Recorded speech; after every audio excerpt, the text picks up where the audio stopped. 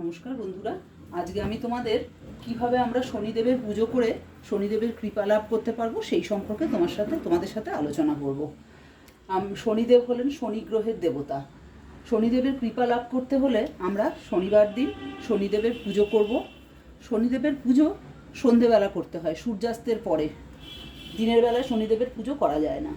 আর শনিদেবের পুজোর নিয়ম হলো যে বাড়ির ভেতরে কখনো শনিদেবের পুজো করা যায় না। হয় তুমি মন্দিরে গিয়ে শনিদেবের পুজো করতে পারো, আর তা না হলে ঘরের বাইরে কোথাও। আর যারা ফ্ল্যাটে থাকি তারা ছাদে বা ফ্ল্যাটের বাইরে কোনো ফাঁকা জায়গায় গিয়ে আমরা শনিদেবের পুজো করতে পারি। শনিদেব হলেন সূর্য এবং ছায়ার পুত্র। শনিদেবের আর এক নাম গ্রহরাজ বলা হয় শনিদেবকে, আর তার সাথে শনিদেবকে শনিশ্চরও বলা হয়। শনিদেবের পুজো করলে শনিদেবের কৃপা লাভ করা হয়। শনিদেব হলো কর্মের দেবতা, ন্যায়ের দেবতা। আমাদের জন্মছকে যে 12টা ঘর আছে তার মধ্যে 10 আর 11 নম্বর ঘরের মালিক হলেন শনিদেব। 10 হলো কর্ম আর 11 হলো ফল লাভ। এই দুটো ঘরের মালিক হলেন শনিদেব। তুমি যেমন কর্ম করবে সেরকম ফল লাভ করবে। এবার শনি পুজোর নিয়ম। শনি পুজোর জন্য যেগুলো লাগে শনিদেবের পুজো করতে, সেগুলো হলো ফল, পান, সুপুরি। সত্যনারায়ণ পুজোর মতোই সিন্নি তৈরি করতে হয়।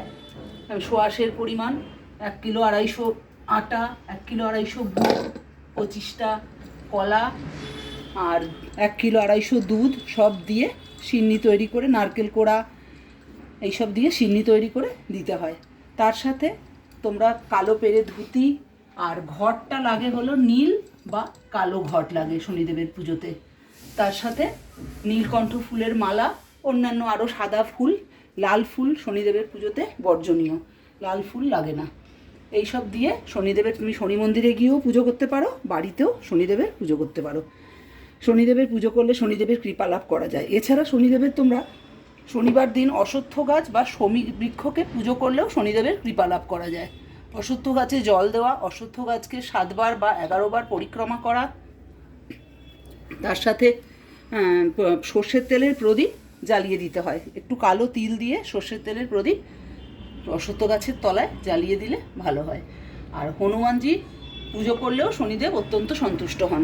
শনিবার দিন গিয়ে তোমরা হনুমানজির মন্দিরে গিয়ে পুজো দিয়ে আসতে পারো, এতেও শনিদেব সন্তুষ্ট হন।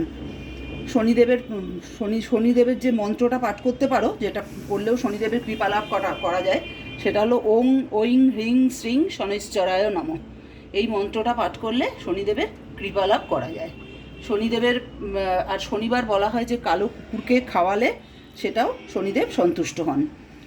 শনির দানের দ্রব্যগুলো হলো শনিদেবের পুজোতে তোমরা শনিবার দিন তোমরা যেই জিনিসগুলো দান করতে পারো সেগুলো হলো কালো তিল, মাসকলাই, আর গরিব দুঃখীকে যে কোনো একজন, কমপক্ষে একজন হলেও গরিব দুঃখীকে তোমরা খাবার খাওয়াতে পারো, একটু অর্থও দান করতে পারো।